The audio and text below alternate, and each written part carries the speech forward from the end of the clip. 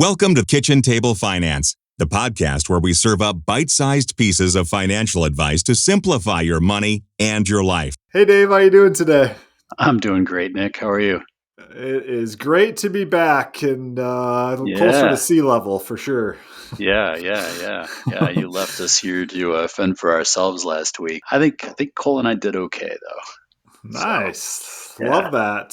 So we are back in action today, Dave, with our retirement headlines and what's in the news. And we read the news so that you don't have to read all of it. You can just read the good stuff, right? Yeah, just read the stuff we want you to read. Yeah.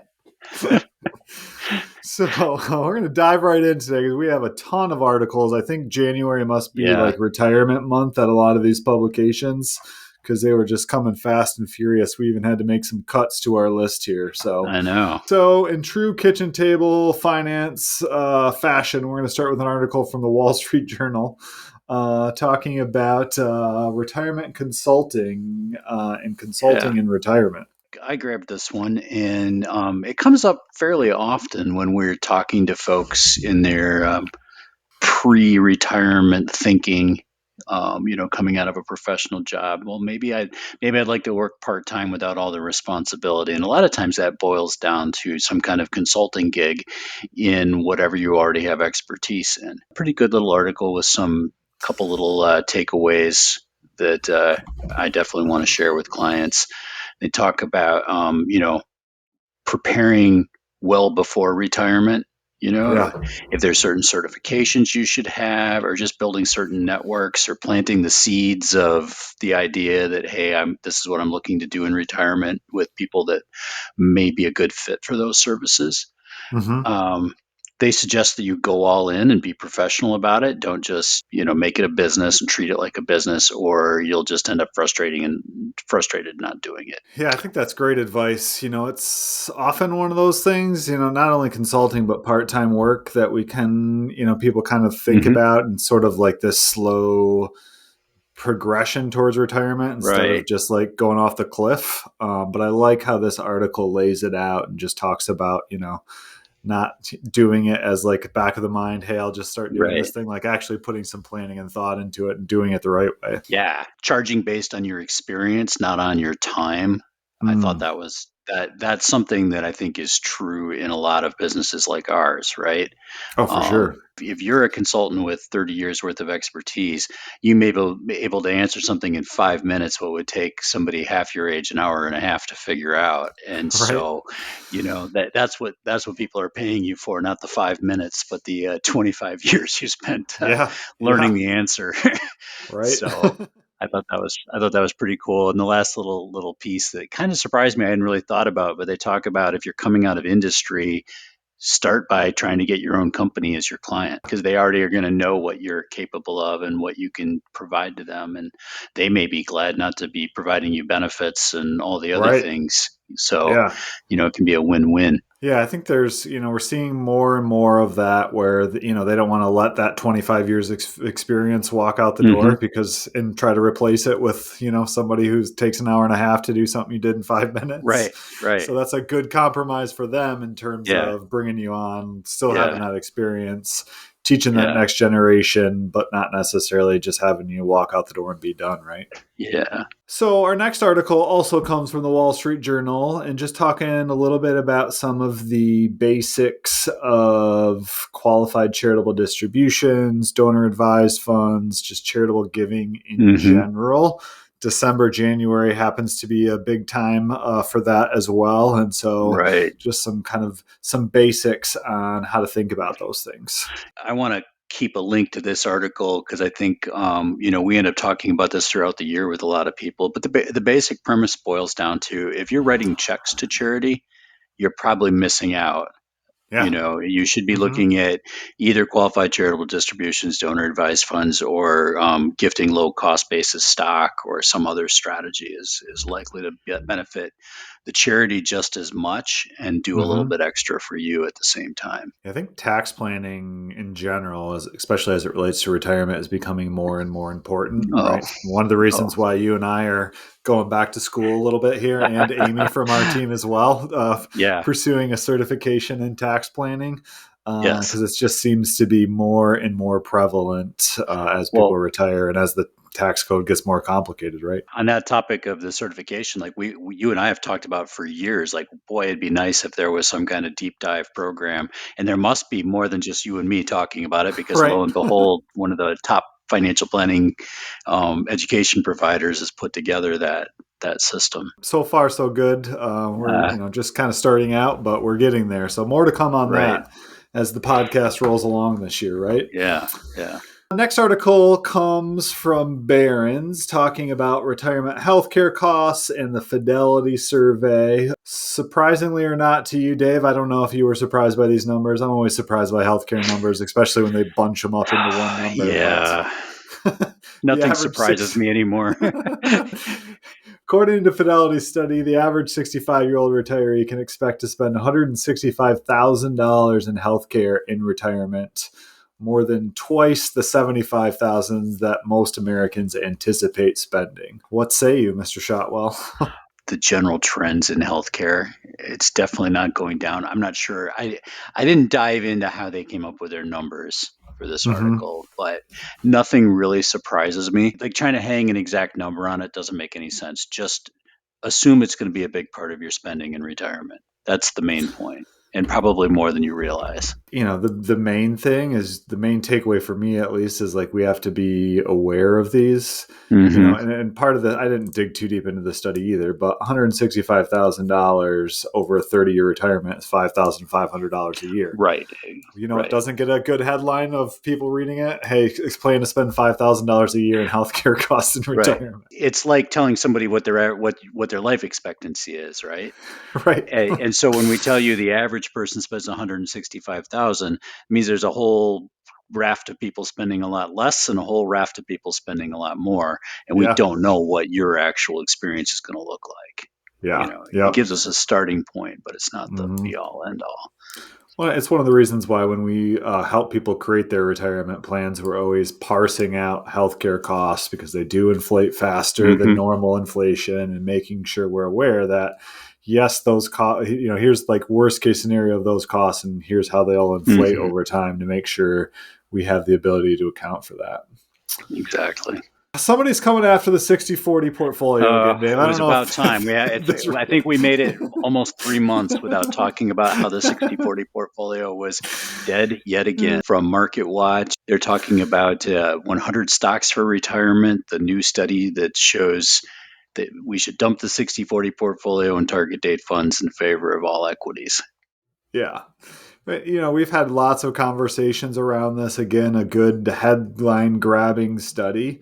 But the problem with it is, like, mathematically, sure, 100% stock Mm-hmm. portfolio is going to do better, but you got to live through having your retirement cut in half at some point if we have a big drop in the market. Most people can't do Right. that, right? It's biased just from the standpoint of, yes, the market has generally gone up, but that doesn't mean that there's always going to be that momentum behind a portfolio that isn't diversified across stocks and bonds. Like, an extreme example would be saying dump all of your stocks and bonds for nothing but large cap US growth funds based on, like, the last 10 years of research. And whether that's 10 Right. years or 100 years, that's still not a huge sample size in the history of mankind. I'm not ready to go all in with my own money, and I certainly wouldn't want to do it with a client's money.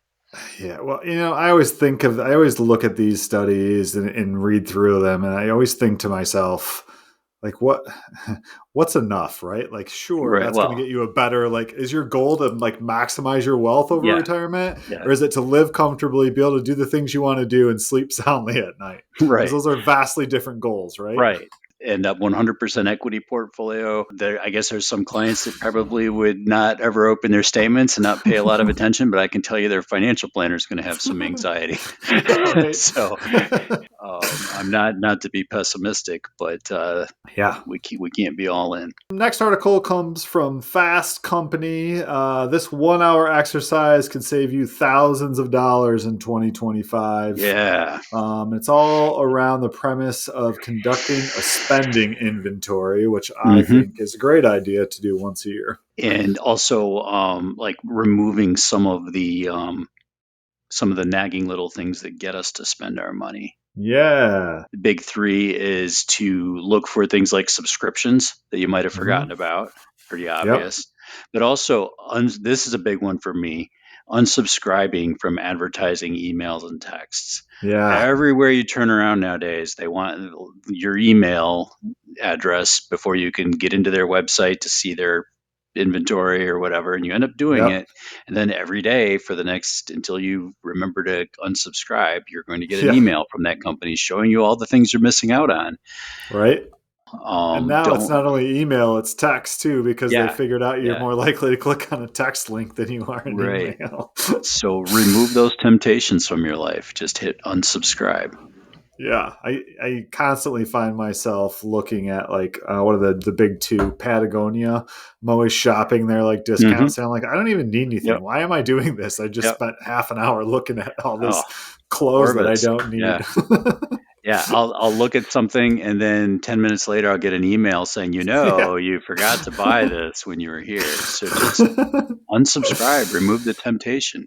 Yep. I also like the third one, which is to just take a look at last year's numbers. And I added this, write them down. There's, scientific evidence that if you write things down as you're going through them, you're more likely, it's more real to you, has more impact. And then do a what they call a spending post-mortem, which is kind of categorize things and ask yourself, why did you spend money in this category? How can you budget for it in 2025? And how should you should you cut this in 2025 if you need to, right? And Yeah. we have a famous saying, well, I don't know if it's famous, but we say it anyways around here. Show me your check register or your credit card statement, and I'll tell you what's important to you, right? It's a great exercise to align and figure out, like, what am I spending on? Is it important to me? If so, keep doing it if you can, right? But if not, like, think about how to cut it so you can spend on the things that are more important to you. Yeah. I think the whole goal of this, and kind of summing it up, is take an hour to review it once a year, make a plan, and then, don't beat yourself up about it. Don't try to do it every month. Just take an hour or so, do a good job of, categorizing things and thinking it through and making changes, and then move on with the rest of your year, right? And a realistic, easy to swallow approach to budgeting if you don't do it. Right. Yeah, for sure. Next article comes from the Wall Street Journal talking about retirement heirlooms for future generations. Want to tell us about what's going on here, Dave? Yeah, this is perhaps a little sentimental article, but I thought it was good food for thought for folks. And the author is basically talking about a box of things that her grandmother gave her, some small mementos of her life that were important. And it got her thinking about what she would put together like that from her own life to tell her story. And it has interesting implications for how we think about ourselves and about retirement and what's important and connection to family. And I also thought it had some interesting things to think about, like we run into people that are trying to downsize, right? And part of downsizing, where you're living, is downsizing your stuff a lot of the time, right? And I thought it was interesting that what she's focusing on here is all stuff that basically fits in a shoebox but tells the story. So one of those nice little other side of retirement things. Yeah, I like that. And there's also the, the idea of writing a memoir, that kind of thing. I think that does, not only is it good for, your kids and your family, but it's also good for you, like you said, right? Like, just taking time to think about longevity, mortality, what's important to you. Anytime you can spend a little time doing that, I think is a good thing. Our next article is on the rise of private alternative asset ETFs. And we are seeing more and more of these. There's a big push to see them in 401k type of accounts. And buyer beware, they do not come without their own set of risks, right? Right. We can debate the merits and demerits of private equity. That's kind of a separate conversation, and there's times when it's appropriate for investors and times when it's not. But the big thing here is putting these investment vehicles that don't behave like stock and bond funds into wrappers that are easily confused with stock and bond funds, because you can easily just go buy them on your own through a brokerage firm. through your online investment account doesn't mean they're appropriate.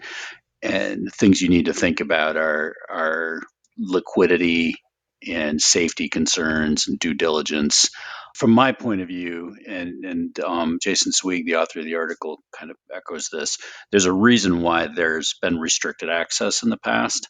Again, just because you can buy it doesn't mean you should. I So think some of the scarier potential fallout is they're talking about putting them in 401k plans. So if you think of like a yeah, 401k plan where you have yeah, 12 to 20 slots of fund choices, yeah, taking up one of those with private equity might be a little bit misleading to a lot of people. yeah, So yeah. be careful with that. The next article comes from the New York Times on what economists could learn from George Costanza. Yeah, shouting back to a classic Seinfeld episode where poor George realizes that whatever his gut instinct to do is, he should just do the opposite. The article looks at the success rate for economists and says that whatever their story is, you probably are just as well off to ignore it and do the opposite. Our next article is the retirement spending longer life savings from the Wall Street Journal,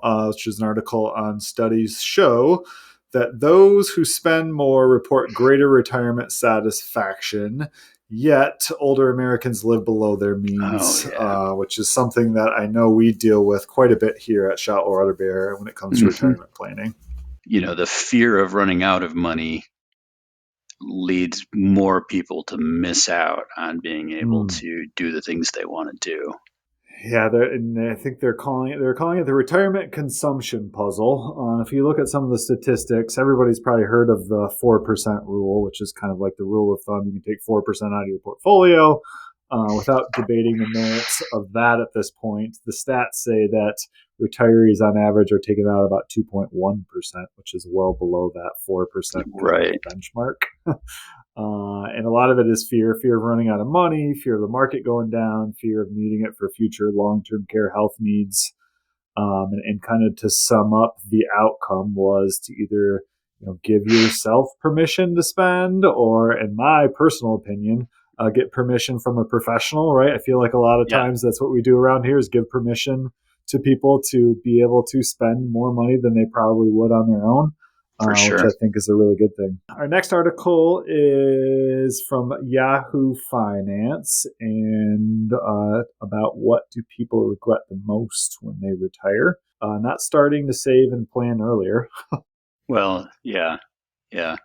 It's interesting the way these things play together, right? On the one hand, we're talking in Yeah, the last article about how people don't give themselves permission to spend enough, and they've saved more than they need to. Really, is the other implication there. If you're gonna live on 2% of your money every year, you could have probably cut your savings in half, right? yeah, yeah, But at the same time, everybody's big regret when they get to retirement is that they didn't save more or start earlier. So yeah. there's some interesting just juxtapositions there, and again, it may depend on who you ask too. I think that's Um, a big part of it. Who's the target market for these surveys yeah, that they're looking at, and what, yeah, like, and also, like we've said before, who are they trying to get to click on these articles, right? Like right. these articles are clearly designed for different people to be interested in them. For sure. The next point that they raised is people regretting starting Social Security too early. And it's not that I disagree that a lot of people start too early. I'm surprised people are cognizant of that because a lot of times that's a subtle difference that you don't like. We can see it when we run the numbers and get real technical. If you were just trying to quantify things yourself, it surprised me that made the list.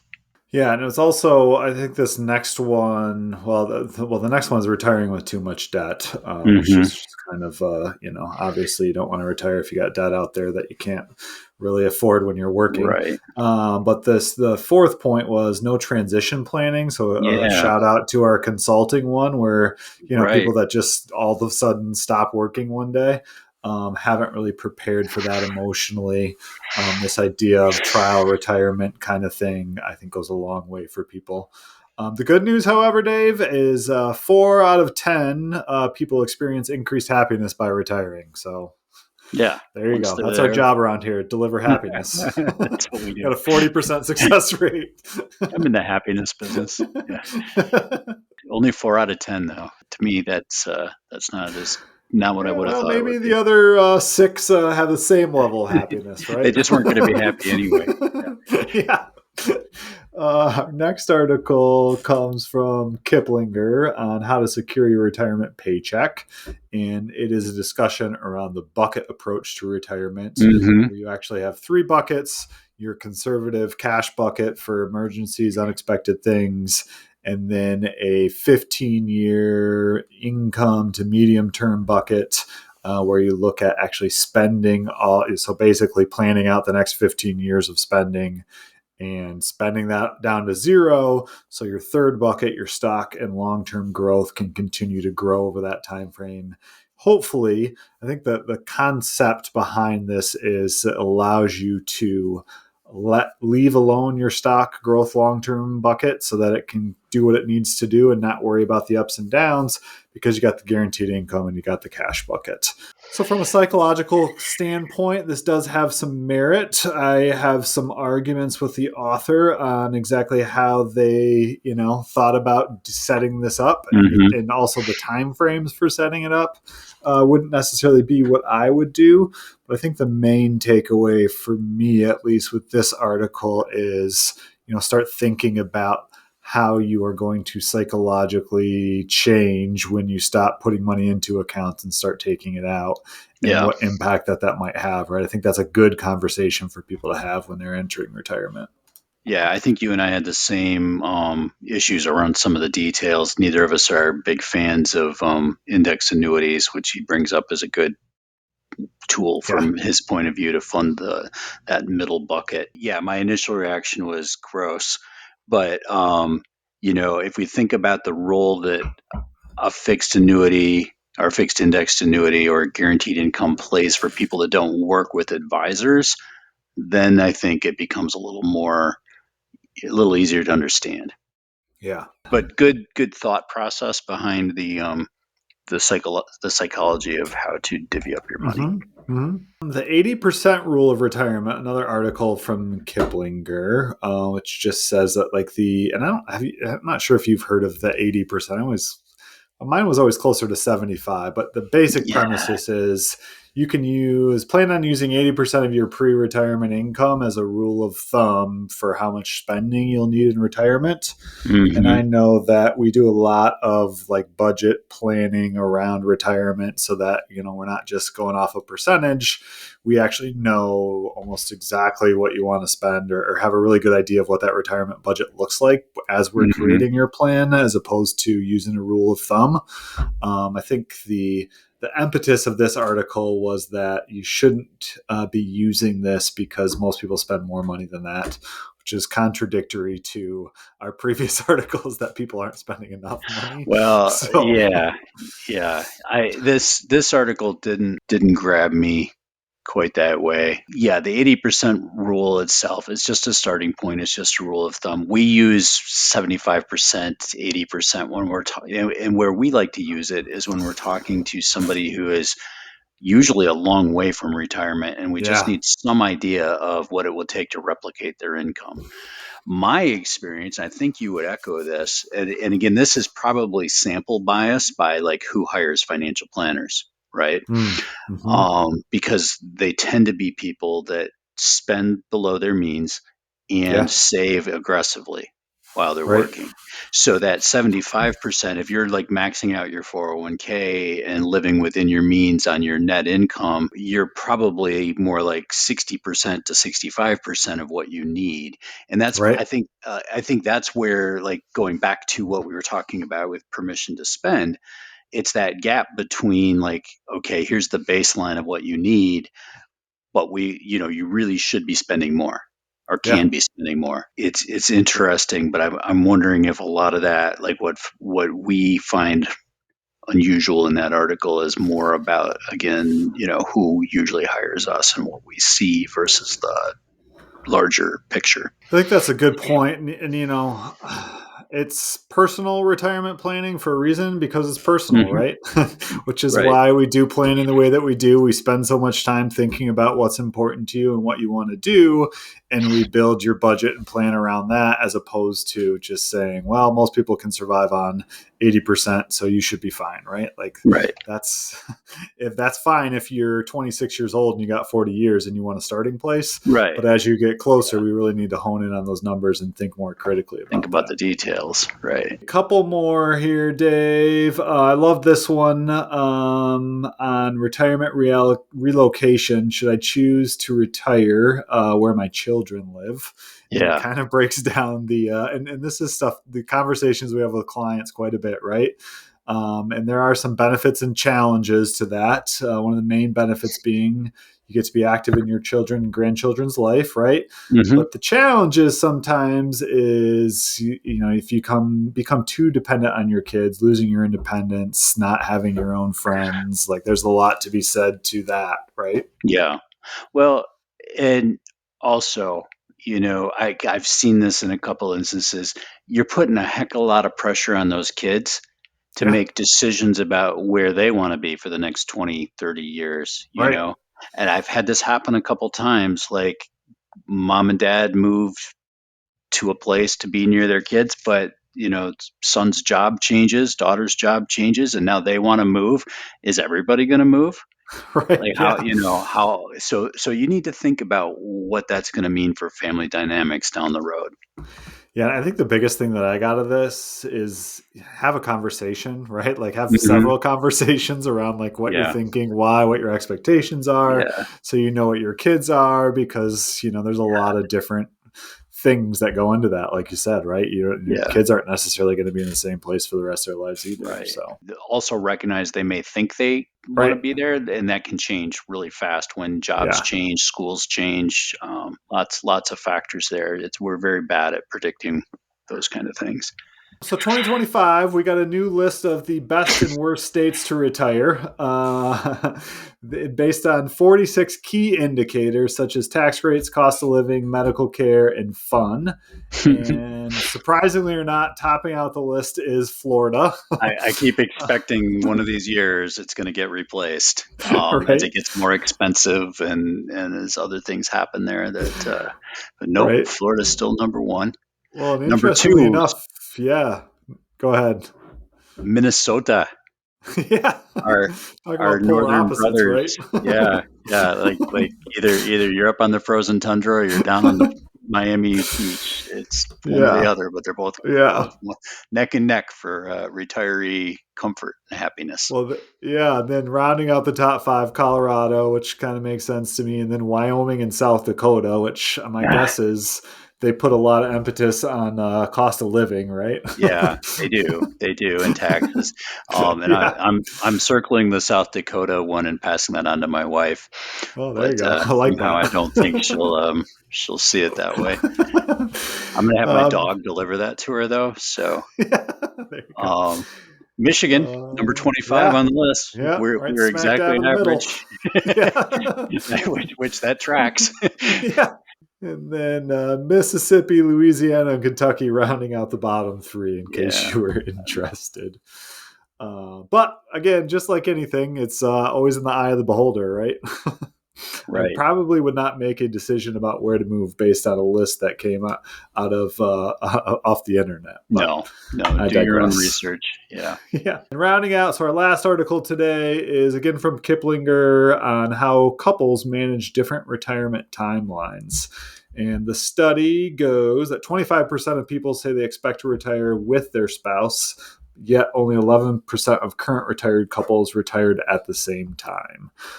So it definitely brings up some consideration. I wanted to throw this one in there because I know you especially have had some experience with couples retiring and not Yeah. necessarily going the way that they drew it up, right? Well, yeah, nothing ever goes to plan, right? Beth, our founding partner in our firm, who's since retired herself, she used to forbid couples to retire at the same time.